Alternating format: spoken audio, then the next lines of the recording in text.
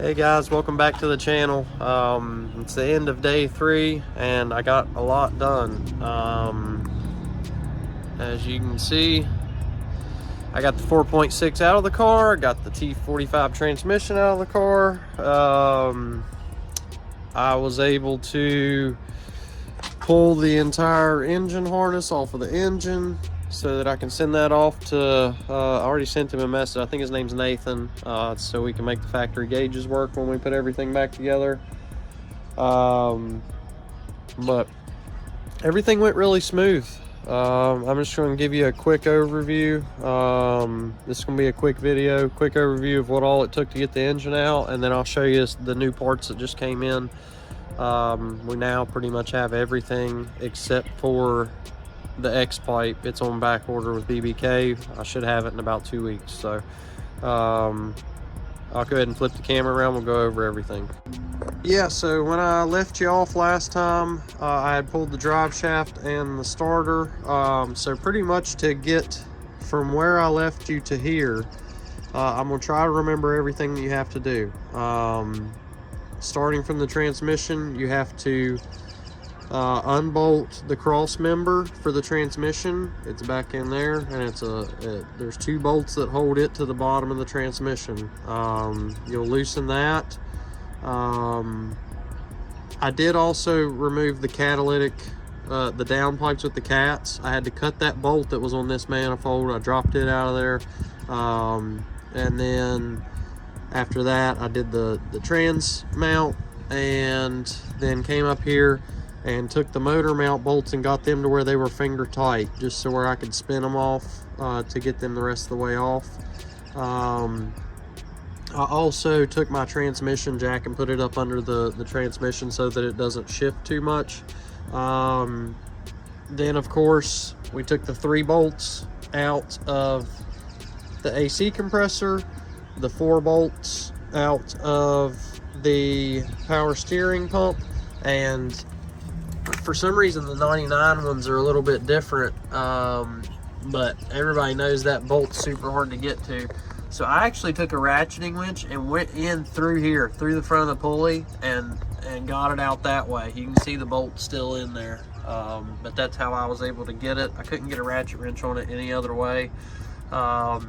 So did that, and then of course drained the cooling system. So I pulled the radiator, you know, pulled all the radiator hoses off, drained the fluid, and then I unhooked the air conditioning. First I relieved all the pressure and Freon sprayed everywhere, and then I unhooked these 2 pieces from the radiator up here for the air conditioner, and then after that it's pretty much just unhooking all the electrical connectors, unhooking it from the fuse box, just pretty much unplugging everything, and then taking the heater hose stuff off, and the intake had to come out separate, so you'll pull that off first before you start messing with all the engine and stuff.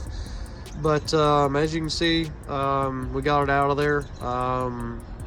What I ended up using, I always use this to get it out, is a tow strap.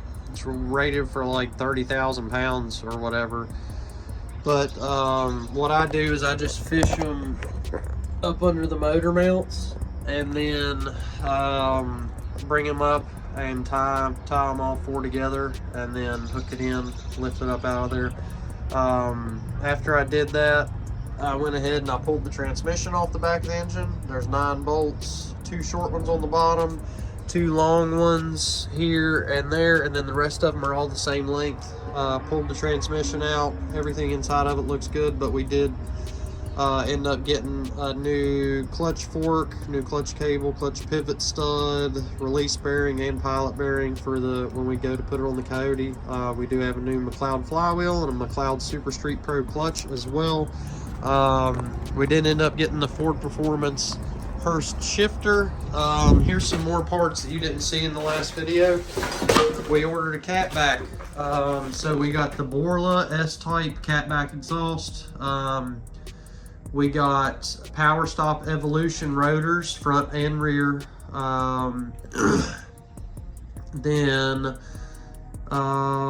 that's your McLeod flywheel, your McLeod clutch. And then this box here is your Gen 2 control pack from Power by the Hour. There's also a clutchless alternator pulley in that box.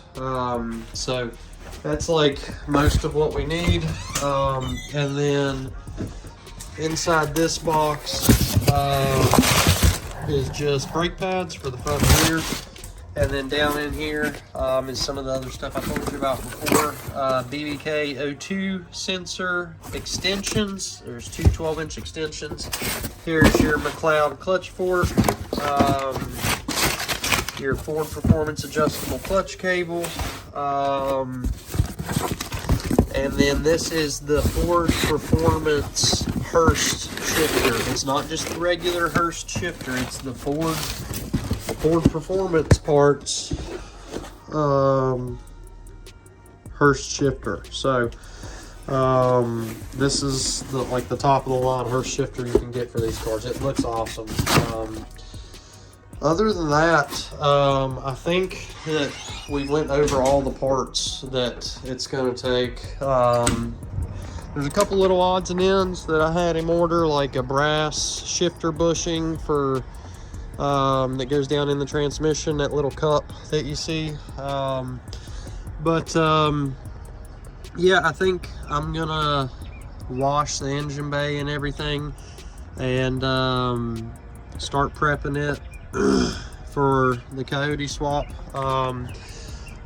We didn't have time today to break down the pallet yet, so the 5.0 is still in there hooked up to the transmission. I think what I'm going to do this week is, since I have this stripped down to bare bones almost, I'm going to drop the K-member, drop the suspension, go ahead and put the new gas tank in it with the return style fuel system. Go ahead and get the fuel system done. That way we don't have to worry about it. Get the tubular K-member down in it. Get the coilovers, all that jazz. So pretty much get it ready for the engine to go down in it. I believe what I'm going to do is I'm going to put the engine in through the top and then the transmission in through the bottom.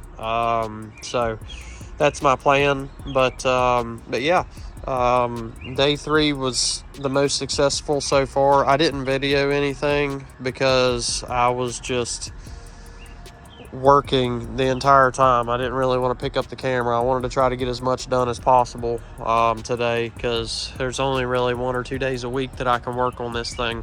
So I got everything that I wanted to get done besides breaking this down. The owner of the car was here helping me, and he ended up having to scoot, so we weren't able to break this down, unfortunately. But on good news, this motor has 116,000 miles on it, and it is for sale. Make me an offer. Don't really know what I want for it, but if you watch the Coyote Swap Day 1, when we got the car here, it would crank just fine, and the gasoline looked like orange Gatorade. The gasoline was from 2008, so that's why it wouldn't start, of course. But I think it's a good engine. 116,000 miles. You'd probably have to pull the injectors and clean them, but that's a pretty good 2-valve motor if anybody needs one. It's getting late, so